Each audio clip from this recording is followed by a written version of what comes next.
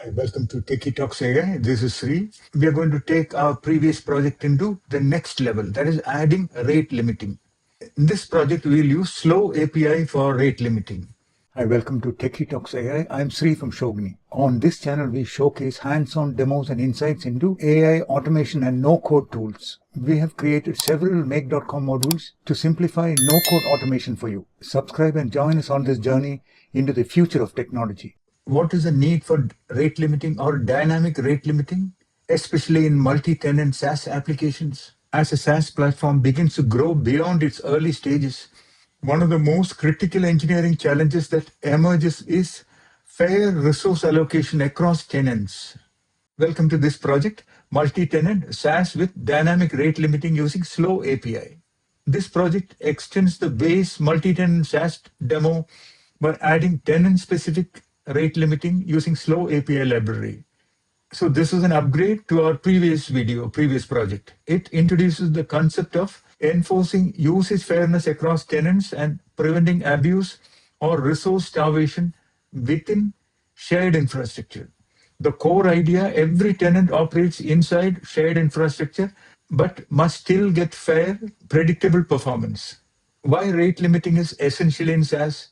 Without rate limiting, any tenant or even a single misbehaving user can flood endpoints, exhausting CPU, I/O, or bandwidth, and rate limiting protects API availability, system stability, cost predictability, fair usage policies. It's also a compliance measure for tiered plans, basic, pro, enterprise, etc., each with different limits.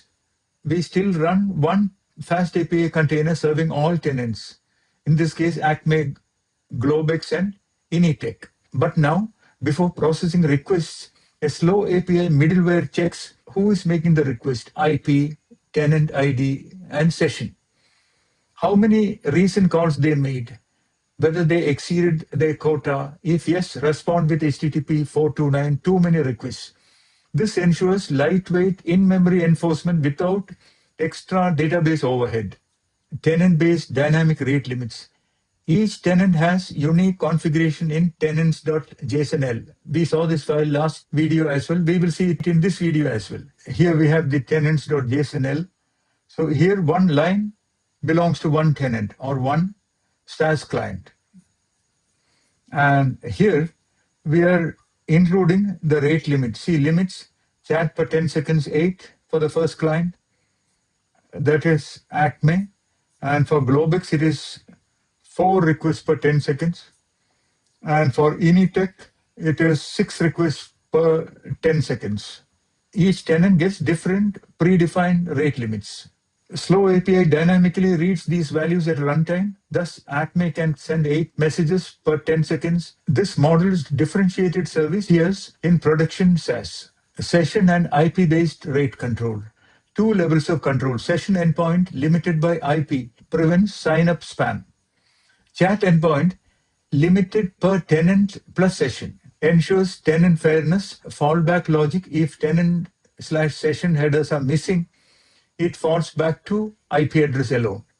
This hybrid system protects both the global layer and tenant layer simultaneously.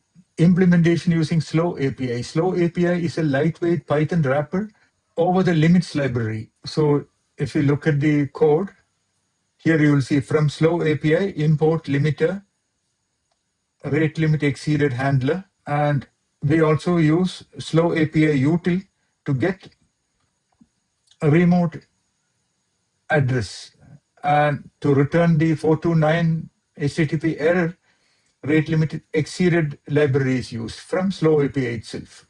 To rate limit an endpoint, we use @limiter decorator. So we decorate routes with @limiter.limit, and we give the limit, say 5 requests per minute, etc. Or pass a dynamic callable per tenant values. It handles token buckets internally, returning 429 automatically when thresholds are exceeded. FastAPI plus SlowAPI, a perfect pair for real-time SaaS throttling. Dynamic limits from tenants.jsonl.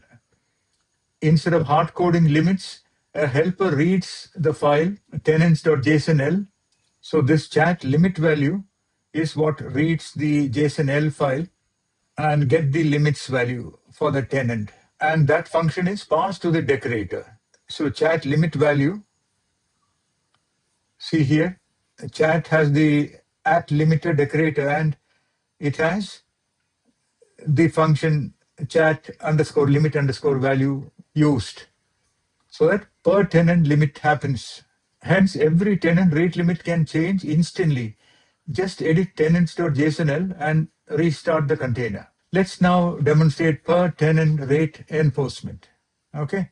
Okay, I have already started the application using Docker Compose up, like exactly how we did last time.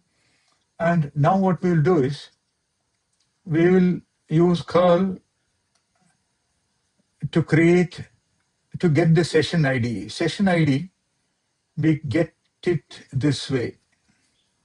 When we call the /session endpoint, we get the session ID like this. Okay, so this is for Acme. And for Globix,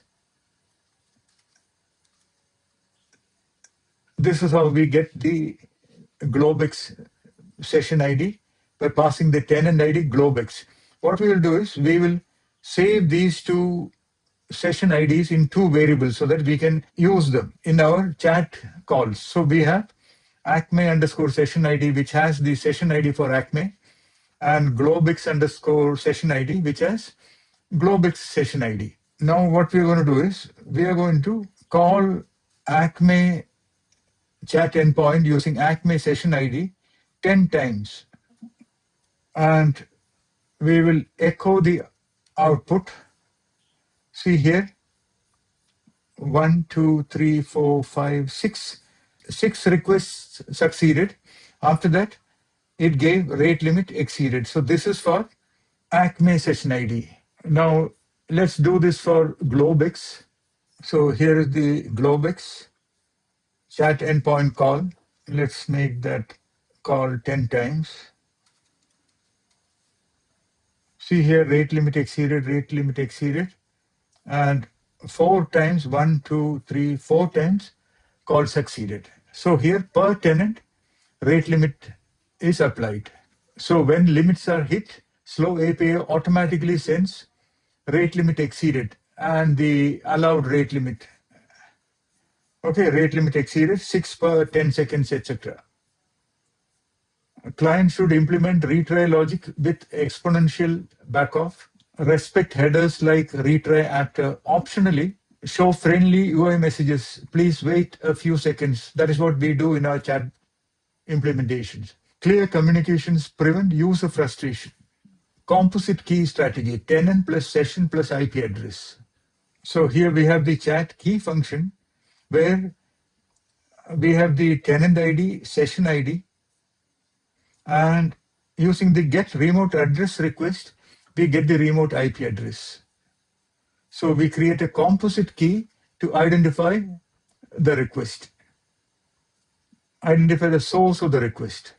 This ensures fine-grained control. Tenants are isolated, individual sessions can't interfere, fall back to IP keep safety baseline, and result, balance multi-layer fairness across the SaaS platform. Scaling considerations with Redis and Kubernetes. When scaling horizontally, multiple FastAPI replicas, in-memory counters won't sync. Next step, plug SlowAPI into a Redis backend so all instances share counters. Under Kubernetes, each pod reads the same limits from Redis, keeping global consistency. This enables distributed rate limiting for enterprise-grade workloads. Now the enhancements and next steps. Future extensions, sliding window or token bucket algorithms per plan, rate limit dashboards for tenants, alerting on abuse patterns, integration with billing, auto upgrade if limits hit, intelligent AI-based throttling depending on usage trends. Together, these evolve your prototype into a production-ready SaaS control layer. So to summarize, our project 2 introduced slow API-based rate limiting integrated with tenant configurations. It reinforced tenant isolations, fairness, and scalability, the hallmark of mature SaaS engineering. Next, you can extend this into Redis-backed distributed throttling and tier-aware billing to complete the SaaS control loop. Thank you for your time. This is Sri signing off. See you on the next Project 3 video, taking rate limiting further. Bye-bye. Thanks for watching. Please like, share, and subscribe. Your support really helps. Have ideas or suggestions? Drop them in the comments. Let's build together. At Schogini, we offer expert no-code-make.com and Python AI automation consulting with ready-to-use modules to jumpstart your projects. Stay tuned and subscribe for more.